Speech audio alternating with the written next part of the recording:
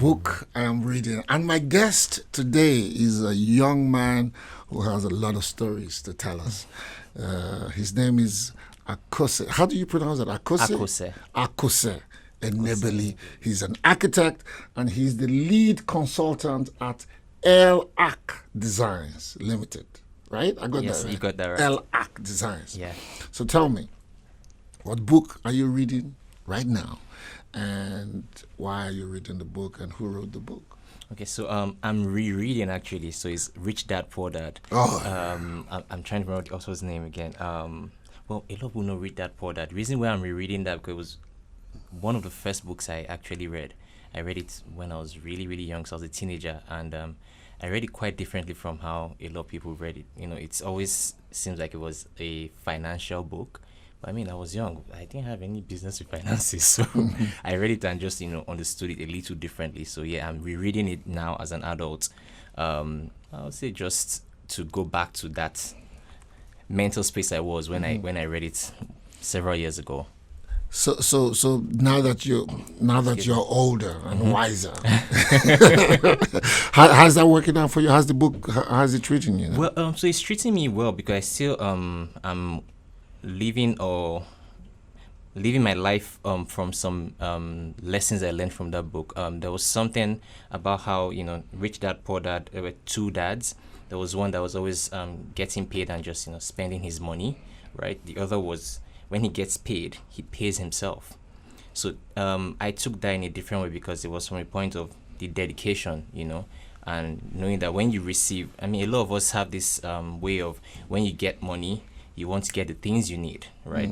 So forgetting that you are part of the things you need, you need to pay yourself first, So there's that. Then there's also the thing of, the dedication and the diligence to always put money aside for something, So if you're paying yourself, you're putting your money aside. And way back, that made me think, what? Out of everything you have, whatever it is, not just money, even time, you can create time. We would never have enough time. So my idea was always dedication. That's how I interpreted that way back. So in my approach to life, I look at that, okay, if I want to get XYZ done, start from where you are. Instead of waiting till you have 1 million, 100,000. If you have 10,000 and you want to get whatever it is, just start taking out of it. Same way too, if okay, because I do a 9 to 5, I would never have time. You really would never have time till you create the time to say, okay, what? Every day I'm going to put in 30 minutes to, say for example, I want to learn how to start drawing. Every day I'm just going to put in 30 minutes. You find out that by the end of the year, 30 minutes put together has turned to how many hours? And you just keep getting better at whatever you're dedicating that time to. So yeah, it's just starting from where you are. Little drops of water. Exactly. Look, that's what I'm 60 years old. I can tell you that as you get older, one of the things that you find that is more precious is time. And so time management is everything. Yeah, very I love the book. One of the things about this program that for me is the fact that every time somebody comes here and tells me about the book that he's reading that I've read before and it says he's rereading, it then reminds me to go reread that book. We all started life trying to read Rich Dad Poor Dad. I love the narrative style. And also the fact that it's like real financial intelligence, as an architect, what does that do for you? Yeah, well, like I mentioned, to me, I still will go back to dedication. It's being deliberate. I think that's more intentional. Intentional.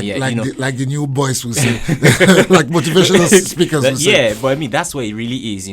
So it's not. I don't want to tie to just the financial aspect only. You're being intentional. So I want to get this job done. I want to get XYZ done. You put in that dedication to say, okay, despite the fact that I have 32 things going on, I will still split my time as equally as possible, or depending on, all 32 things can't be equal. The one that needs more time. So either that, okay, I'm going to put in more time into item A because I don't want item Z to suffer, So you just manage your time better, plan better, so that nothing suffers, but you're attending to everything. Even, like you said, little drops of water, little grains of sand, you're just trying. You find out that instead of just sitting down and realizing that, I did 30 things instead of 32 things, you're doing all 32 things, right? And you still get them done. You just have to plan and manage accordingly. So, yeah. Are you a child of books? Am I a child of books? Yes. To be very honest, not really. I'm a visual person. So if I could watch books, I would be a child of books. The reason why I ask is that because you said you read it when you were quite young. When you were quite young when you read it, was it your father that recommended it to you? That was my auntie. I had to give her a shout out. She made me read that book. She was I think she was an accountant. Yeah, she was an accountant, and she had it, and she just gave it to me. And yeah, I just read from that point. I was reading it as just, there's a book, read it, But it was a very, very important book that really, really helped a lot. I mean, a lot of my friends then probably were doing other things, playing and whatnot. I was probably, I don't want to exaggerate, but I feel like I was either 12 or 13. Oh wow, I was really young. No, I'm being for real. I was really young when I read Rich Dad Poor Dad. I was really young. I don't remember the exact age, but I know I was somewhere around my teenage. Do you think that that sowed some seeds? Yeah, definitely. You think children should be encouraged to read? Oh yes, they should, because it's not a sophisticated book. It's broken down to basic understanding. I read it almost from a storybook point of view. So it's someone that had two dads. There's this dad that is doing this, there's this dad that is doing that, and you just sit down, you can tell that, okay, what this dad is doing is making sense. So what this dad is doing probably not making too much sense.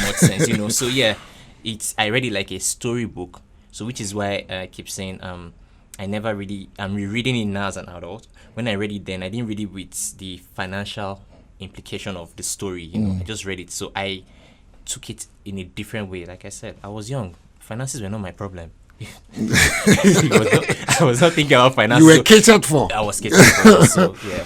I find that lawyers are like architects as well in terms of for the fact that you are so focused on your craft or on your trade that when it is time to now build a business, you need other knowledge. Yeah. It says here that it says they're a lead consultant for LARC design. So. In trying to prepare yourself for management and putting a structure that can outlast you, for instance, you turn to books mainly, or what do you turn to? To be mostly? honest, I do a lot of consultation. I'll be very honest with you. I consult with people that are knowledgeable in those areas where I feel like I'm not informed enough. So a consultation is my way. Of course, I do a bunch of reading, and it's mostly research online to find out. Okay, so I've hired this consultant for this part of work that I'm not too knowledgeable about, but I'll still read up just to be sure. As much as I'm paying this person for his or her service, I'm not just paying someone to do nonsense for me. So I have some basic knowledge, even though that person might be an expert in it, so that I can also still put my input and okay, I understand that you are maybe a business developer, for example. You're not just leading me astray. Yeah, so I do a lot of consultation. Awesome. What's your favorite part of this book, or do you have a favorite quote, or if you can paraphrase? Yes, I'm trying to remember how they put it, but it's something about being lazy and being poor. I'm trying to paraphrase it, but it's basically like if you're poor. Right, and poor is not just only financially. If you are poor, it's because you are lazy, basically. So what that says is put in work. That's where it is in my head. So that's right. You sit down every day and like you're complaining that I don't have food to eat. And you're still sitting there, I don't have food to eat. Lo and behold, food is just right out that door. Just make the move, do something. Don't just sit down, fold your arms, and complain that I think this is what it is. So I just have to accept what it is. No, try and do. It's when you try and you realize that, okay, I tried. Then you can beat your chest, okay, I tried though, nothing happened. But still, even at that, try something else.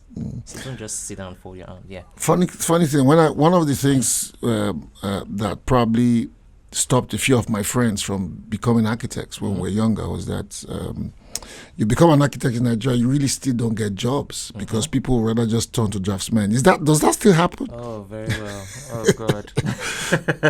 So I don't like addressing this issue because I get a little emotional about it because of the passion I have for architecture.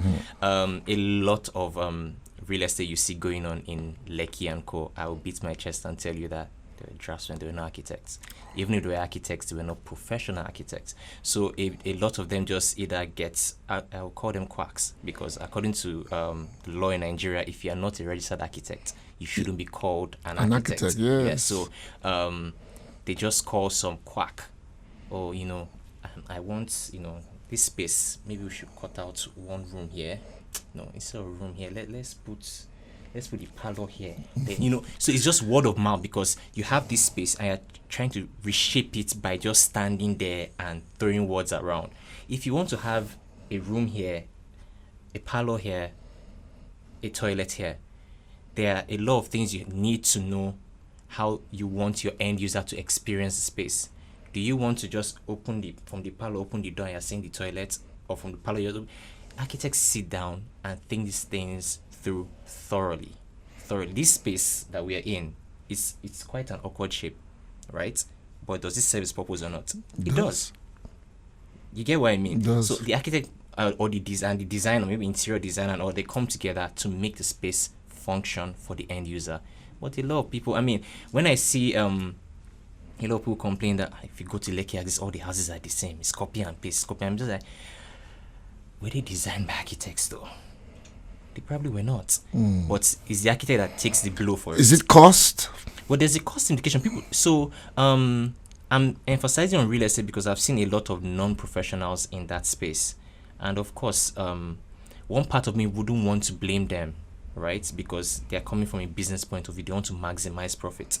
But on the other side, me personally as an individual, I look at it, don't put people's lives at risk. Yes, a lot of buildings collapse in Lagos.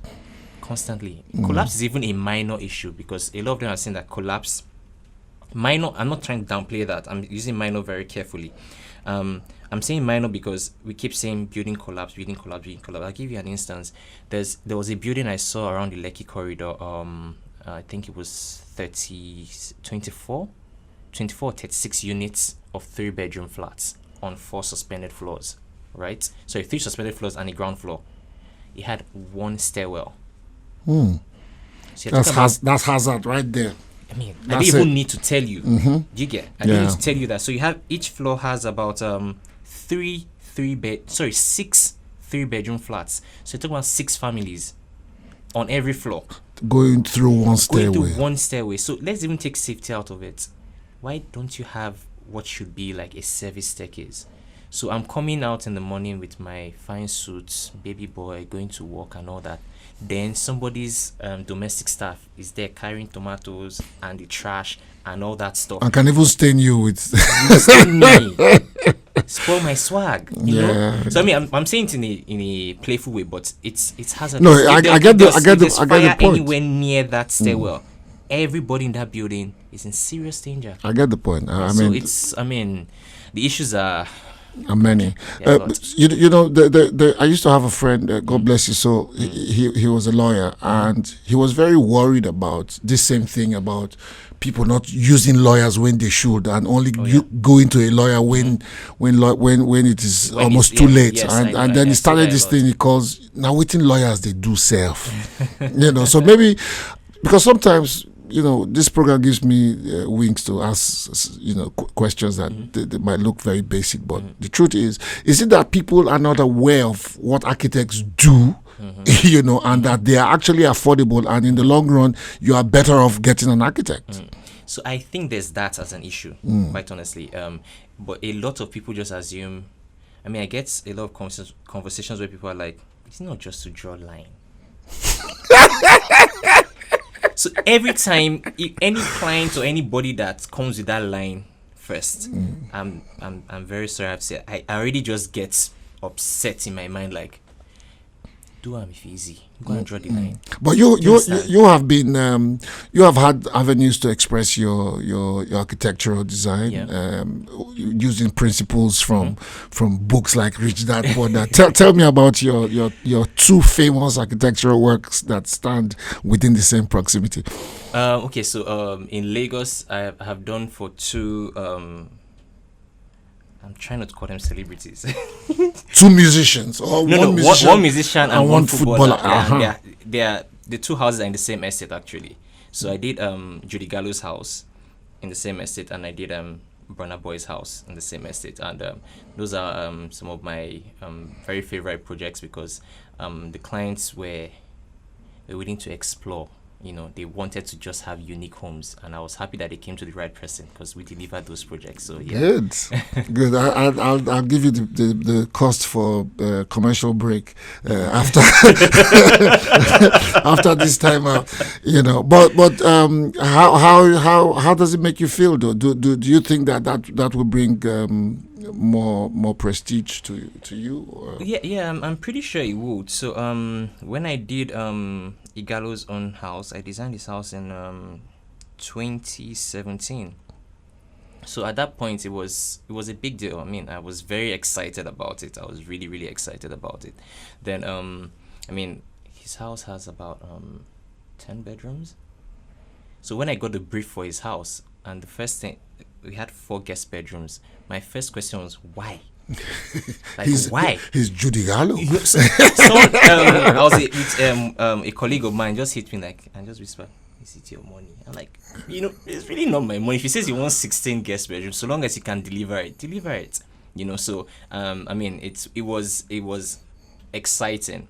Then when I did Burna Boy's own, I mean, that was even more exciting because they really wanted to push some limits. We had a lot of interesting elements in this house. So he's Burna Boy. Yeah, there's a reason why he's a Grammy winner. So the experience was really interesting because I was like, yeah, I love the fact that they're bringing these ideas. Okay, wanted the swimming pool to touch the building. Like we're discussing like instead of touching the building, let's have the living room float a little over the swimming pool. So there's an illusion when you see the house right from outside that the swimming pool, the living room is above the swimming pool. The water comes from underneath the swimming pool, and there's a part of the house where you're walking over the swimming pool, walking into so it's the experience is just going through it. Now you're going to build my dream house. Huh? That's not a problem at all. That's not a problem. So back to the book. Who would you recommend this book to? I would want to recommend it to young people actually. When I mean young people, let me see.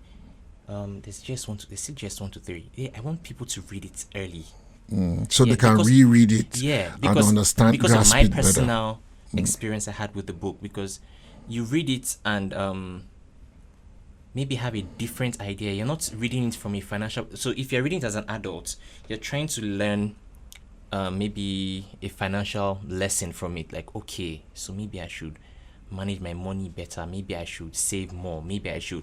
But because of my personal experience when I read it, and I mean, like I said, money was not my challenge at that point. My parents did, shout out to my parents by the way, they did me very well. So I mean, I wasn't thinking about money, so I was there reading it and approaching life differently because of what I took from it, not just save money. So I was taking it as being diligent, being deliberate, trying like you said, being intentional. Oh yeah, that's the new word.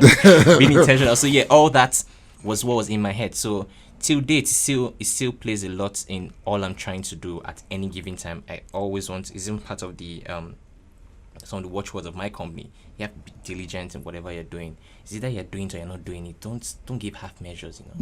Give it all. All right. So we're going to go on a break, and when we come back, we're going to play a game. Wow. Are you feeling lucky? I'm always lucky. Are you up for a game, though? Yeah. All right. So we'll go on a break, and when we'll come back, we'll play a game, and we'll see how good you are at this game. Boy.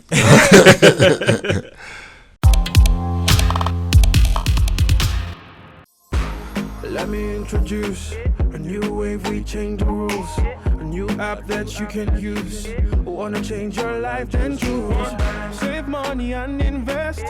Pay bills when you decide. Safe and secure for you when you need a loan. Request it. One bank for you, one bank for me. So chill and enjoy the ride. Stop the current account on it. One bank. One Bank by Sterling. Open a current account and start transacting. All right, welcome back. My name is Richard Mofedamijo, and it is still the book I am reading, and my guest is Akose Enebeli. All right, so these questions are like financial questions. And since we read the financial book, I expect that you'll be on top of your game. Okay. Okay, so question number one, and I'll make it easy. We'll give you multiple choices. Okay. So let's go. Which of the following is a former Sterling Bank CEO? What? Look at your eyes pop like from where to where. Okay. But okay. I'm in trouble. A. Adebola Adeyemi. What? B. Adiola Adeyemi. And C. Akitoye Adeyemi. Like it's a case of the Adeyemis. You know what?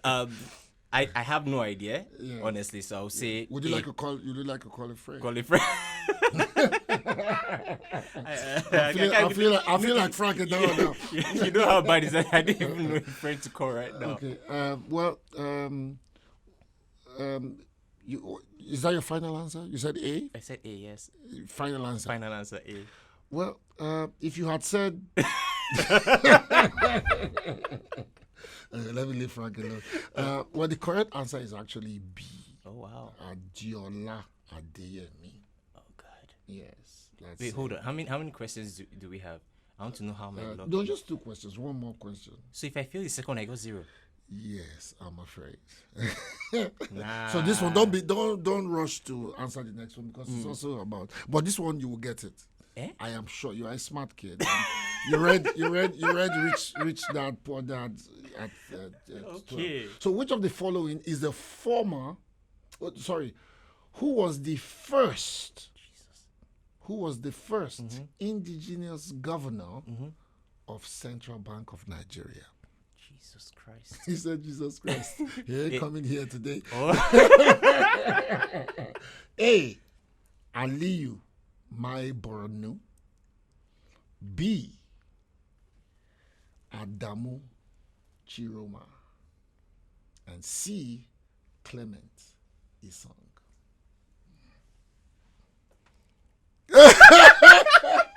He's googling. Oh, thank God we have this thing on camera. Sorry, can we go over the answers again? So the correct the who was the first indigenous governor of the Central Bank of Nigeria? A. Aliyu Mai Borno. B. Adamu Chiroma. C. Clement Isong.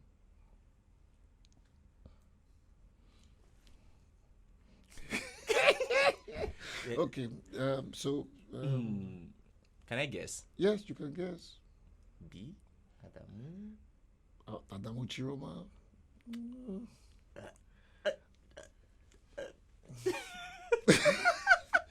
Well, I can tell you. Okay, so let me help you because this is also before your time. And Yeah. you were completely unprepared for this. I will remove the Adamu Chiroma. Like I'll pretend that you never said it. Okay. All right. So okay. it's now between A and C. C. Aliyu was A, right? Yes, Aliyu Mai Borno. And C is. And C is Clement Isong. Can I try my lucky A again? Okay, A. Well, if you had said C, How are we going through this? if you had said C, I would have been very disappointed. Because I wouldn't want you to walk out of here without getting one after all the things that you've said. So the answer is A. And for your information, I didn't know this. I would have said Clement Isong. Really? Yeah, but it's the correct answer is Aliyu Mai Borno. Yeah. I was going to go with A initially, but Yeah. you said You know how for multiple questions, if you don't know it, just do A all through. One There's must be no correct. way one will not, But Mr. Enebeli, thank you for coming. Thank you very much, sir. Coming through, and hope there's a question I also like asking my guests before they leave. Yeah. There are young people out there who want to be architects, who are studying to be architects and who are not sure of the terrain they are coming into and who might not be as as blessed as you are to get, to be in the Architectural Digest. Yeah. You said the Bonner Boy house Yeah, is on the Architectural Digest and all that. is. What would you do a ABC of Architecture for Dummies or something like that? Since you can see how books can help people navigate through difficult situation. Have you ever thought about probably populating the book stands by something that can be simple? Yes. So because of how vast architecture is, I think doing an ABC will be near impossible, because architecture is an art and a science, and the art part is no, more like the experience in Nigeria. Yeah. So okay, limiting it to okay, our own our own very terrain. space, Yeah. yes. Okay. What I am presently doing. I mean, I went to Unilag last, like 3 weeks ago. So what my little bit I can do is I go for their presentations. So it's called a jury. Okay, yeah, Right. like a So jury those member. in their final yeah, year, I yeah. go there. And you help out. I just help out. Go around. If I see anybody with an interesting design or even something I feel like you can do better, just talk to a few of them. That's something that's my own way of Giving back. and also trying to help them. I'm still hoping that at some point I'll be able to work with either the HOD or the department to see if I can also bring some of my colleagues as well to just talk to either final year ones and give them some encouragement, because architecture is quite difficult. It's quite demanding as well. Let them know that excuse me, there's hope in the profession, because these days I see a lot of people falling off because they see that this person has given a draftsman, after he saw my concept, he gave it to this person stole my idea, all that stuff. You can just speak to them and let them know that you can still, there are still people out there Yeah. who would look for an architect. Yeah. Of draftsmen and architects. That's the title of a book that I'll just throw out there for anybody who wants to do a parody of the Nigerian situation. Yeah. Of draftsmen Yeah. and And architects. architects. The real story. Yeah. Thank you very much, sir. I really Thank you for appreciate it. having me. It's an honor to be interviewed by the great RMD. Thank you for coming through, man. Thank you for coming All right, through. thank you very much, sir. All right. So when we come back, we will be telling stories. Okay, I like to tell stories, so don't go anywhere.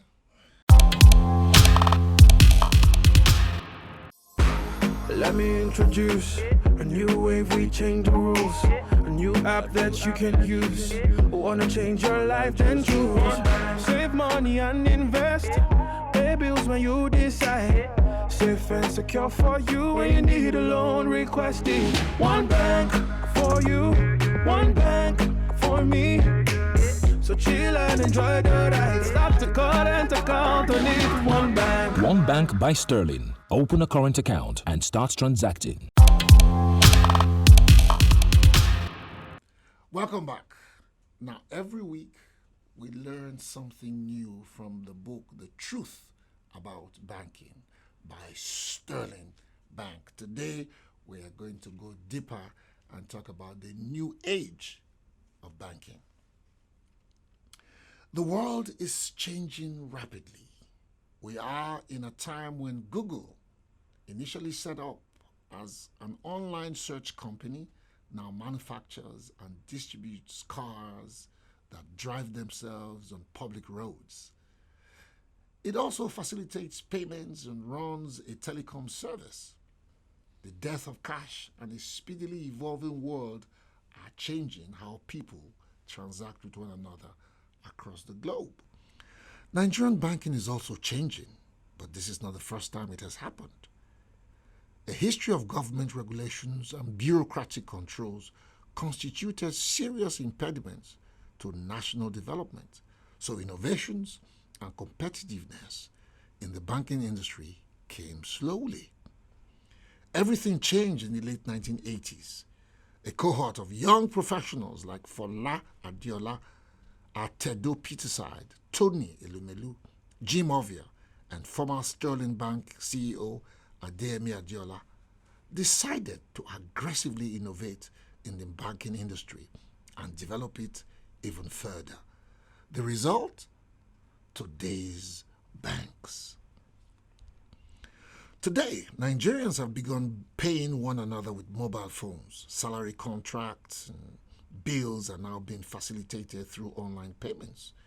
In major cities, fewer people are visiting banking premises. The economy, once built on paper and the history of documented archives, is becoming outdated. The good news is that select Nigerian banks, like Sterling Bank, are responding just as fast. The avalanche of options spawned by the internet age is triggering massive changes in the Nigerian banking sector. Tech companies are processing payments and transactions with the intention of being better, faster, and smarter than the banks. The bitter underlying truth is that banks that do not innovate will not be around much longer. This one is from L. Nathan John's novel, Born on a Tuesday. Now listen to this. I quote, "Something that has no roots and springs up with leaves and branches everywhere is bound to crash from the weight." End quote. Before we go, make sure you subscribe to our YouTube channel, Radio Now Studio, and text TBIR to 0809682255 on WhatsApp to join our book club. Today, you and I spoke to architect and lead consultant of LAC Designs Limited, Akose Enebeli, who is currently reading Rich Dad, Poor Dad by Robert Kiyosaki and Sharon Lecter. What book is next? Find out on our next episode of the book I'm reading. This episode of the book I'm reading was written by Tomi Olugbemi, audio recording by Adekunle Moradeyo, audio engineering by Dan Atkins, shot by Amechi Osuchukwu and Esther Agoziem, and produced by Tomi Olugbemi. Nabila Usman and Karade Ladende. The book I'm reading is brought to you by Radio Now 95.3 FM and supported by Sterling Bank. I'm your host, and I argue it all the time with the most, or probably the most, Richard Mufedami. See you next time.